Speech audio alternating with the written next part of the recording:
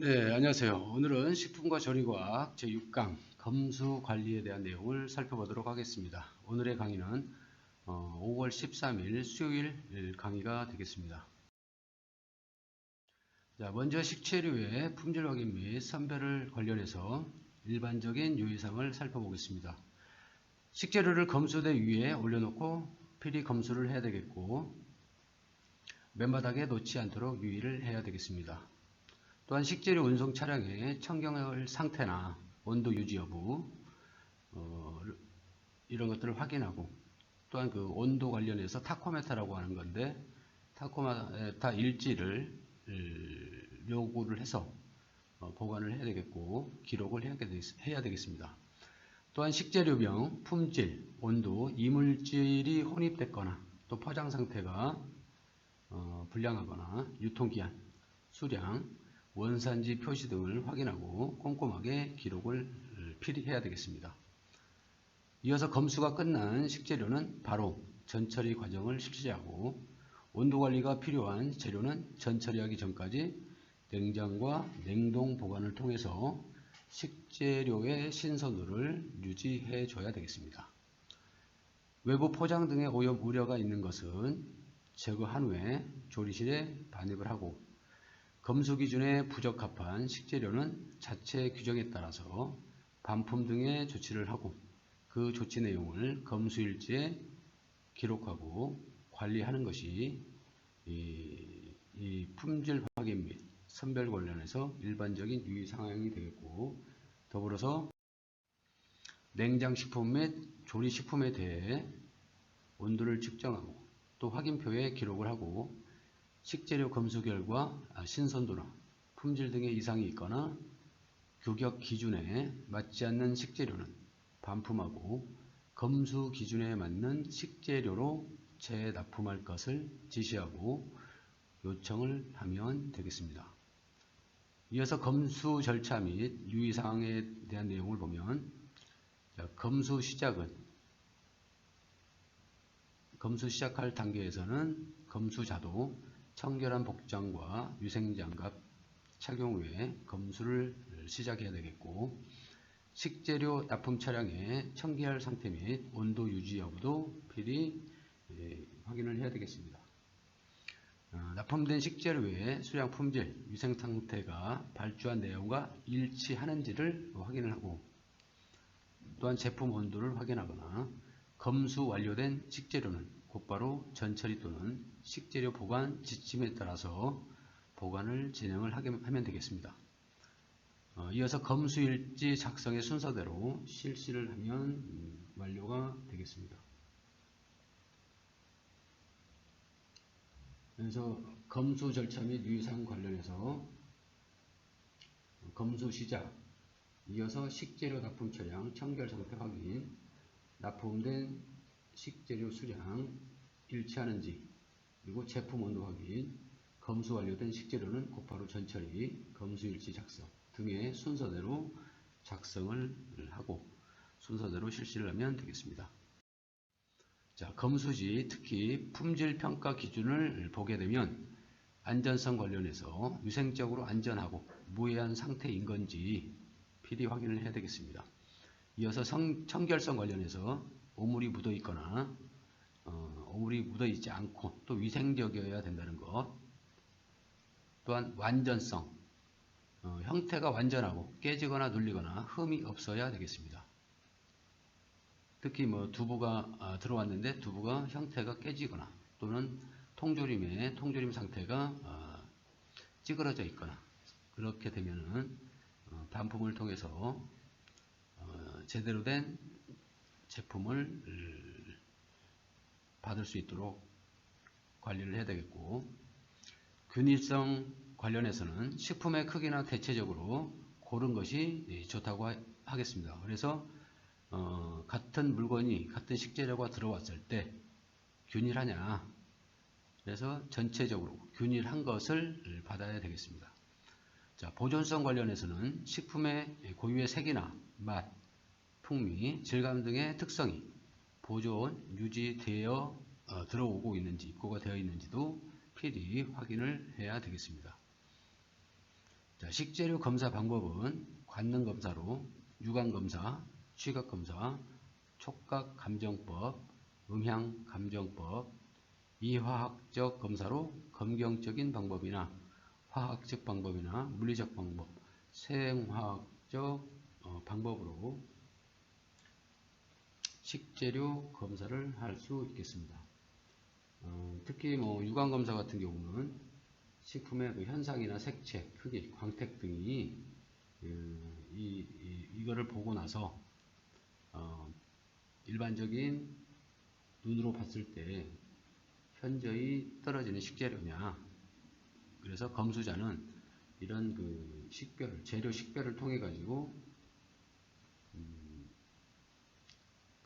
원활한 검사를 통해서 그 식재료 입고를 결정을 짓는 것입니다. 또한 취각검사 같은 경우는 느낌이나 미각 이런 것들을 활용해 가지고 음료나 향료, 된장, 간장, 과자 같은 것에 적용이 되는데, 이런 미각이나 취각 관련해서 하는 검사가 취각검사가 되겠고, 촉각검사 같은 경우는 피부와 촉각을 통해서 밀가루나 곡류 이런 것들을 손이나 이런 것들로 만져보면서 정말 요구한 식재료가 제대로 들어왔는지를 검사해서 입고가 되는 검수 방법이 되겠습니다. 자, 이어서 식재료별 특성을 보겠습니다. 자, 식재료별 특성 중에 먼저 곡류에서 쌀을 보게 되면, 자, 쌀은 잘 건조되어 있는지, 쌀은 색이 광택이 있고 입자가 고르고 형태는 타원형으로 냄새가 있는지 여부도 확인해야 되겠고, 쌀 중에 이물이 없고 깨물었을 때 딱 소리가 나는지 살펴봐야 되겠습니다. 그래서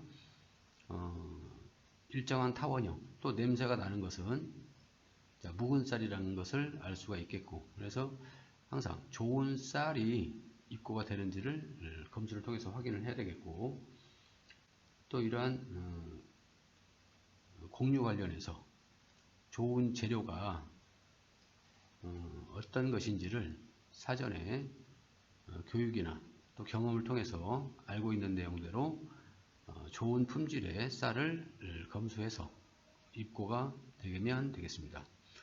또한 밀가루에 같은 경우 가루의 결정이 미세하고 뭉쳐있지 않은지, 또는 색이 희고 밀기울이 섞이지 않은 것인지, 또 잘 건조되어 있고 냄새가 없는 것인지 등을 필히 살펴보아야 되겠습니다.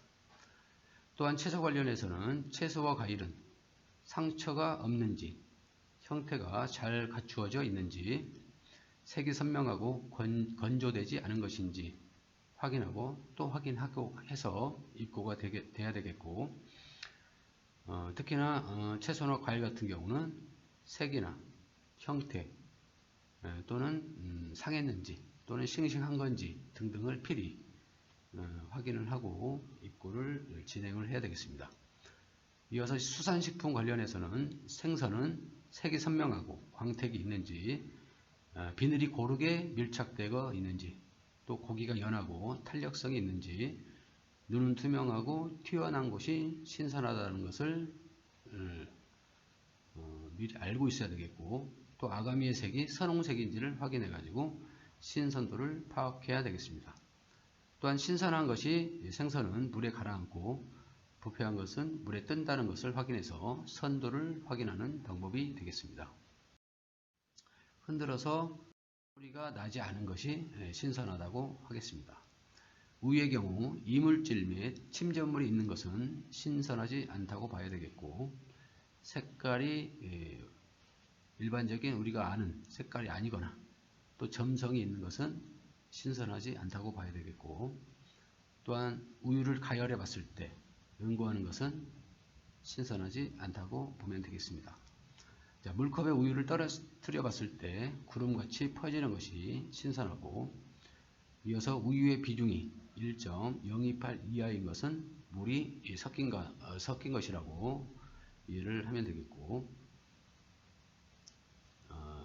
또한 신선한 우유의 산도는 젖산으로 0.18% 이하로 pH는 6.6, 일반적인 평균은 6.4에서 6.7인 것을 이해하고 여기에 부적합한 것은 받지를 않고 반품을 진행을 하면 되겠습니다.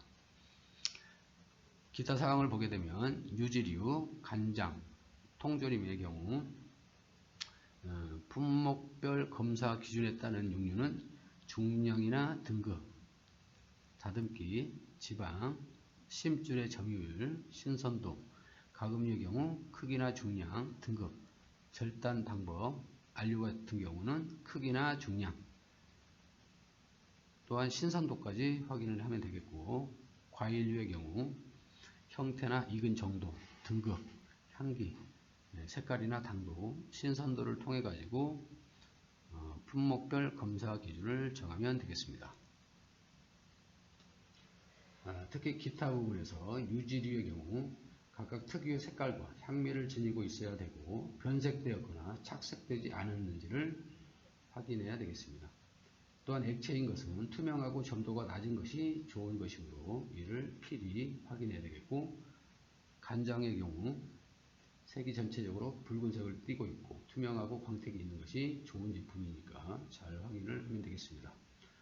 특히 통조림의 경우 외관이 정상이 아니고 녹슬었거나 움푹 들어간 것은 내용물이 변질되었을 가능성이 있는 것으로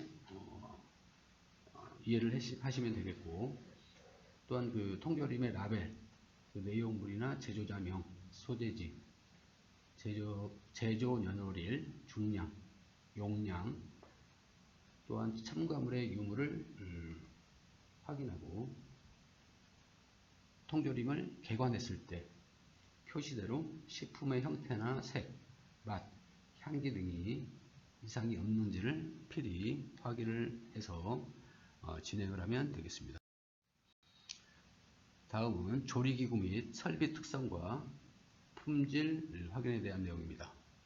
자, 전처리 설비의 종류 및 특성 등에 대해서 보면, 전처리 설비는 조리하고자 하는 원료의 입고나 보관, 세정, 절단 등의 작업이 이루어지는 공간의 장비가 바로 전처리 설비가 되겠습니다. 전처리 설비의 종류를 보게 되면 냉장고나 냉동고, 세정대, 싱크대가 되겠죠. 작업대 찬장, 작업대, 도마 작업대나 칼, 도마 소독기, 낮은 렌즈 등이 전처리 설비의 종류가 되겠습니다. 이어서 전처리 설비의 설치 및 재질을 보게 되면 대형 주방의 경우 냉장고나 냉동고 건축 시에 빌트인 장비로 설치하는 것이 유리하다고 하겠고, 이런 빌트인 같은 경우는 자체 제작을 한다는 얘기죠. 그래서 만들어진 냉장고가 아니라 손수 제작을 하게 되면 더 넓고 풍부하게 그 냉장고를 사용할 수 있는 점이 장점이 되겠고, 또한 그 모든 주방 기기는 스테인리스 스틸의 재질이나 열기구의 경우 열이 접하는 부분은 주물 재질로 사용을 하면 좋다고 할 수 있겠습니다. 자, 이어서 후처리 설비의 종류 및 특성을 보게 되면, 후처리 설비는 조리한 음식을 손님에게 제공하기 위해서 데코레이션이나 또는 반찬류 등을 제공하기 위해서 설치하는 장비, 그 다음에 식사 완료 후에 퇴식이나 또한 식기세척 등에 사용되는 장비가 바로 후처리 설비가 되겠고, 후처리 설비의 종류를 보면은 냉장 테이블이나 찬냉장고, 그 다음에 작업대 찬장, 중탕기, 상부 선반, 보온고, 보냉고, 식기세척기 외에 보조장비 등의 장비류가 바로 후처리 설비가 되겠습니다. 또한 후처리 설비의 재질을 보게 되면 스테인리스 스틸의 재질을 사용하는 것이 견고하고 녹이 안 쓰는 재질로서 오래도록 사용할 수가 있겠습니다. 자, 다음은 검수 방법의 종류 및 특징에 대해서 살펴보게 되면, 자, 전수검사법. 전수검수법은 납품된 물품을 전부 검수하는 방법이 전수검수법이 되겠습니다. 그래서 이 전수검수법을 하는 품목을 보게 되면 양이 적거나 또 고기, 육류와 같은 비싼 식재료나 희귀성 물품의 경우는 전수검수법을 해야 되겠고, 또한 그 전수검수법의 장단점을 보게 되면 우수한 품질의 물품이 입고되기 위해서 또한 시간과 비용이 많이 소요되는 이런 단점이 있는데, 우수한 품질의 물품을 확인하자고 한다면 전수검수법을 통해서 필히 확인하고 입고를 하고 검수를 해야 되겠고, 발췌 검수법은 납품된 물품 중 몇 개만 무작위로 선택해서 검사하는 방법이 되겠습니다. 그래서 수량이 많은 경우에 하면 좋겠고, 검수 시간과 비용을 절약할 경우나 파괴 검사인 경우에 발췌 검수법을 진행하면 되겠고, 발췌 검수법의 장단점은 파괴성 물품 검수에 효과적이고, 단점으로는 낮은 품질의 물품이 섞여 있을 가능성이 있다는 것이 단점이 되겠습니다. 자, 검수를 위한 설비 및 장비 활용 방법에 대한 내용을 보게 되면, 검수 장소 선정 시 고려사항을 보면, 자, 물품 납품 시에 접근이나 용이성 및 편리성이 있어야 되겠고, 그래서 검수 장소는 접근이 용이한 1층이 좋다고 하겠죠. 아니면 지하여도 그 물품을 내리고 올리고 할 수 있는 이런 설치를 한다든지, 또한 그 입고와 관련된 운반 동선이나 공간이 확보되는 그런 장소가 선정이 되어야 되겠고, 사무실 설치 시 유리 설치로 외부에서 검수 작업을 확인하는 것이 좋겠고, 사무실 외부에 충분한 공간을 확보하는 것이 좋겠습니다. 또한 동선거리의 최소화 및 용이성을 통해서 이를 고려한 검수 장소가 선정이 되어야 되겠습니다. 또한 시설 조건으로는 물품 검사를 실시하기 위한 검수대, 그래서 그 바닥에 물품을 놓지 않도록 주의를 해야 되겠고, 물품 검사에 필요한 적절한 밝기의 조명 시설이나 물품과 사람이 이동하기에 충분한 공간 및 동선 구축을 해야 되겠고, 기기류가 배치가 되어야 되겠습니다. 또한 안전성이 확보될 수 있는 장소가 되어야 되겠고, 위생이 확보될 수 있는 시설, 급수나 배수 시설이나 구충이나 구서 시설, 구배 시설, 조명 시설 등이 확보가 되어야 되겠고, 청소하기 쉬운 시설이 되어야 되겠습니다. 자, 물품 검사에 필요한 그 조명의 밝기는 540룩스 이상의 조건이 필히 원한다고 요구 조건이 되겠습니다. 자, 검수원의 자격 요건을 보게 되면, 검수원은 그 식품의 특수성에 관한 전문적인 지식을 갖추고 있어야 되겠습니다. 또한 식품의 품질을 평가하고 감별할 수 있는 지식과 능력을 갖춰야 되겠고, 식품이 유통 경로와 검수업 및 업무 처리 절차를 잘 알고 있는 사람, 또한 검수일지 작성 및 기록이나 보관 업무를 잘 알고 실행할 수 있는 사람, 업무에 있어서 공정성과 신뢰도가 높은 사람을 검수원의 업무를 진행하는 자격 요건이 되겠습니다.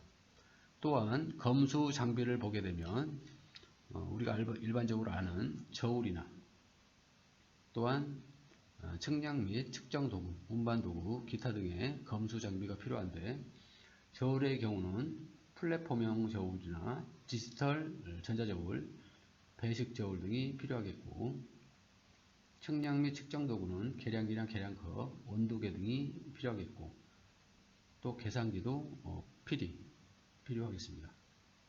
운반 도구는 카트나 손수레가 되겠죠. 그래서 기타는 칼이나 망치, 캔따개나 검수 기록 일지를 작성하거나 보관을 위한 책상 및 캐비넷 등도 검수 장비에 들어간다고 하겠습니다.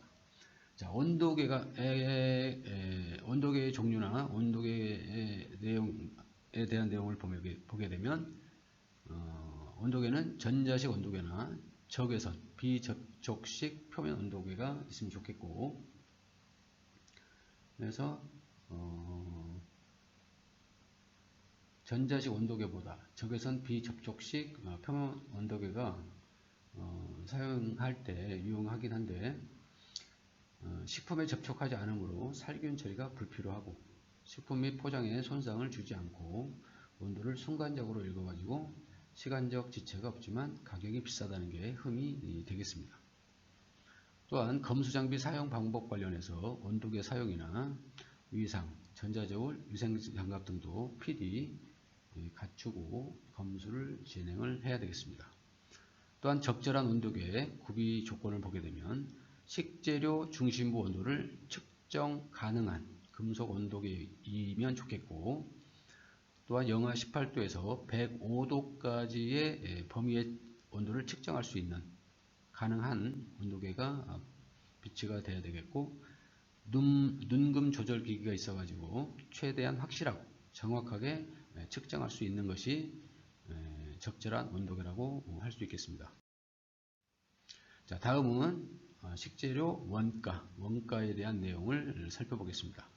자, 원가의 개념은 특정한 제품의 제조나 판매, 서비스 제공을 위해서 소비된 경제 가치라고 할 수 있겠고, 기업이 제품을 생산하는데 소비한 경제 가치가 원가가 되겠습니다. 원가.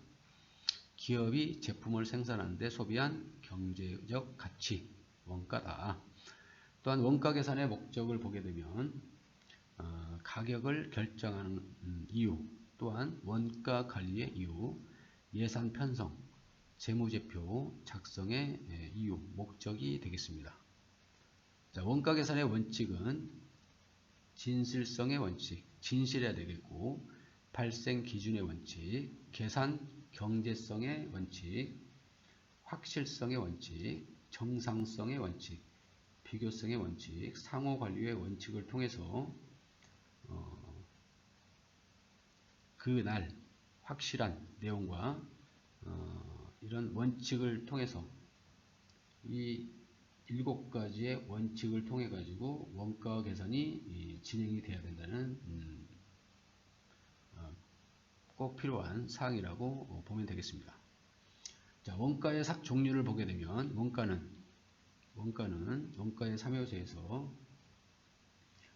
재료비, 노무비, 경비가 있는데, 그중 재료비는 제품을 만들 때 소비되는 물품의 원가나 단체 급식 시설에 있어서 재료비는 급식 재료비를 의미한다고 할 수 있겠습니다. 노무비의 경우 제품 제조에 소비되는 노동의 가치로 임금이나 급료, 잡급 등으로 구분을 하고 있고, 경비 같은 경우는 제품 제조에 소비되는 재료비, 노무비 이외의 수도 광열비, 전력비, 감가상각비, 보험료 등이 바로 경비가 되겠습니다. 직접 원가, 제조 원가, 총 원가에 대해서 보게 되면 직접 원가의 경우 직접 재료비 플러스 직접 들어가는 인건비, 노무비, 그다음에 직접 경비가 합해진 것이 바로 직접 원가가 되겠고, 제조 원가는 물건을 만들 것을 제조 간접비 플러스 직접 원가에 플러스한 것, 그게 바로 제조 원가가 되겠고, 총 원가는 판매 관리비 플러스 제조 원가, 판매 가격은 총 원가 플러스 이익을 플러스한 것이 판매 가격이 되겠습니다. 또한 실제 원가, 예상 원가, 표준 원가를 보게 되면 실제 원가의 경우 제품이 제조된 후에 실제로 소비된 원가, 실제로 소비된 원가 같은 경우는 확정 원가, 현실 원가, 보통 원가라고도 하는데, 이런 것들이 바로 실제 원가가 되겠고, 예상 원가는 제품 제조 이전에 제품 제조에 소비될 것으로 예상되는 원가를 예상하여 산출한 사전 원가를 바로 예상 원가라고 하는데, 여기에는 추정 원가, 견적 원가, 사전 원가, 예정 원가라고 표현을 하고 있습니다.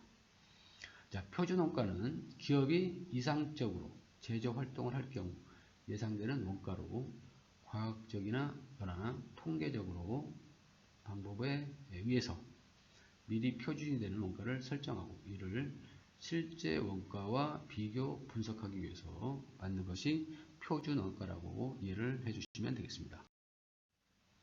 자, 원가 계산의 분석을 보게 되면 원가 계산의 구조는 첫 번째로 단계로 요소별 원가 계산과 요소별 원가 계산은 직접비와 간접비로, 2단계에서는 부분별 원가 계산, 3단계에서는 제품별 원가 계산을 통해서 원가 계산의 구조가 이루어진다고 하겠습니다. 재료비의 계산은 재료비의 경우 재료비는 제품의 제조 과정에서 실제로 소비되는 재료의 가치를 화폐액수로 표시한 금액이 바로 재료비가 되겠고, 재료비는 재료 소비량, 내가 얼마만큼 식재료를 썼느냐 그 곱하기 제조 소비 단가를 곱하면 재료비가 산출이 된다고 하겠습니다. 자, 다음은 표준 원가 계산 및 감가상각에 대한 내용을 보겠습니다. 자, 표준 원가 계산은 표준 원가 계산에서 중요한 개념은 원가 관리와 손익분기점인데, 원가 관리는 원가의 통제를 통해서 가능한 절감하려는 경험 기법이 원가 관리가 되겠고, 손익분기점은 수익과 총비용이 일치하는 점, 이익도 손실도 없는 그 점, 그게 바로 손익분기점이 되겠습니다. 그래서 손익분기점을 넘겨야 그 기업은, 그 식당은 이익이 남겠죠. 그래서 손익분기점을 넘기느냐 넘기지 못하느냐에 따라서 존폐가 크게 영향을 미친다고 하겠습니다. 자, 다음은 감가상각에 대한 내용을 살펴보면, 자, 감가상각은 기업의 자산, 자산이 재산이라고 얘기할 수가 있겠고, 기업이 갖고 있는 재산이나 자산, 고정자산, 그리고 유동자산이라고 나눌 수가 있는데, 이런 기타 자산으로 구분한 토지나 건물, 기계, 현금이나 예금, 원재료, 이런 것들로 기타 자산으로 구분을 하게 되는데, 이 중에서 고정자산은 시일이 경과함에 따라서 그 가치가 내려가고 그 금액을 감가상각액이라고 한다고 할 수 있겠습니다. 그래서 예를 들어서 우리가 냉장고를 구입한다고 하면, 냉장고를 구입해서 한 달을 쓰고 두 달을 쓰고 1년을 쓰게 된다면은 그 기업이 보유하고 있는 그 냉장고의 가치는 떨어지게 됩니다. 그래서 처음에 그 냉장고를 100만 원을 주고 샀다고 한다면 시간이 지남에 따라서 그 냉장고의 가격은 떨어진다. 그게 바로 감가상각비라고 얘기할 수 있겠고, 또한 기업마다 그 감가상각비를 3년으로 하느냐, 또한 5년으로 하느냐, 10년으로 하느냐에 따른 기업마다 그 기준하는 그 방법이 다르다는 것을 이해해 주시면 되겠습니다. 그래서 감가상각 계산법을 보게 되면 정액법이나 정률법 등으로 계산을 하는데, 정액법 같은 경우는 고정자산의 감가총액을 내용연수로 균등하게 할당하는 방법이 되겠는데, 예를 들어서 냉장고를 100만원 주고 샀다면 그거를 연으로 나누면 33만 3천원 뭐 이렇게 되겠죠. 그게 정액법으로 나눈다는 방법이 되겠고, 정률법의 경우는 기초가격에서 감가상각비 누계를 차감한 이 상각액에 대하여 매년 일정률을 곱해서 산출한 금액을 상각하는 방법이 정률법이 되겠습니다. 그래서 감가상각의 3요소는 기초가격과 내용연수, 그 다음에 잔존가격 등을 확인할 수 있는 게 감가상각의 3요소가 되겠고, 기초가격 같은 경우는 취득원가나 구입가격을 얘기하는 것이겠고, 내용연수는 취득한 고정자산이 유효하게 사용될 수 있는 추상기간, 사용한 연수가 바로 내용연수가 되겠고, 잔존가격은 고정자산이 내용연수에 도달했을 때 매각하여 얻을 수 있는 추정가격이 바로 잔존가격이 되겠는데, 보통은 기초가격의 10% 내외를 잔존가격이라고 할 수 있겠습니다. 자, 이 중에서 고정자산은 실이 경과함에 따라서 내려갑니다. 그래서 노후되거나 노화를 통해 가지고, 또 우리가 뭐 자동차를 산다고 하면 몇 킬로를 뛰었을 때 그 자동차의 중고가는 내려가죠. 이런 것들이 바로 감가상각비라고 할 수가 있겠는데, 이런 감가상각 3요소와 감가상각 계산법 등의 내용을 살펴보았고, 단체급식 시설의 원가 요소 같은 경우는 급식 재료비, 농업비, 시설 사용료, 수도, 광열비, 전화 사용료, 소모품비, 관리비, 기타 경비가 단체급식 시설의 원가 요소가 되겠는데, 여러분의 교재 178페이지에 그 표를 좀 살펴봐 주시면 되겠고, 이 중 기타 경비에서 위생비, 피복비, 세척비, 또 기타 잡비 등의 경우는 기타 경비로, 또 급식 재료비의 경우 조리 완제품이나 반제품, 급식 원재료 또는 조미료 등의 급식에 소요된 모든 재료에 대한 비용이 급식 재료비가 되겠고, 소모품비 같은 경우에는 급식 업무에 소요되는 각종 소모품의 사용에 지불되는 비용이 바로 소모품비가 되겠습니다. 그리고 관리비의 경우 단체 급식 시설의 규모가 큰 경우 별도로 계산되는 간접 전비가 관리비로 포함이 되겠습니다. 자, 오늘은 식품과 조리과 검수 관리, 식품 구매 관리에 대한 내용과 원가에 대한 내용을 살펴보았습니다. 오늘 수업 열심히 잘 경청해 주셔서 감사합니다. 수고 많으셨습니다. 감사합니다.